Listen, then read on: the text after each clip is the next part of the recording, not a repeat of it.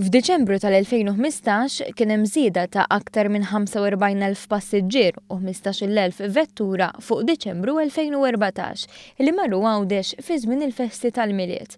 Kien fid-dawl ta' dan is-suċċess li l-Kumitat Miliet Għawdex nieda programm ta' attivitajiet għall-Miliet li ġej. Attivitajiet li jvarjaw minn ċerimonji reliġjużi, presepji ħajjin, fajnsielem fix-xara u fin-nadur u villaġġi tal-Miliet, kif spjegat Marija Farrugia mill-Kumitat Miliet Għawdex. Bl-iskop ewlieni li Għawdex jiġi trasformat f'villaġġ natalizzju. Il-programm tal-Miliet jiftaħ uffiċjalment fit-3 ta' Diċembru jibqa' għaddej sa 8 ta' Jannar.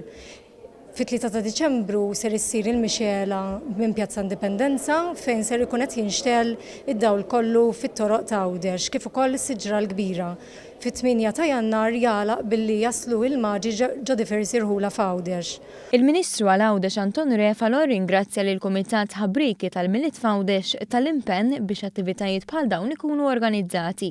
Innota wkoll kif dan il-Gvern qed ikompli jinvesti u jappoġġja dawn l-inizjattivi biex isaħħaħ il-prodott turistiku f'perjodu tant importanti fil-kalendarju Għawdxi, bżieda ta' attivitajiet li jattiraw lehom influss ta' eluf ta' turisti kemm Maltin u kif ukoll barranin.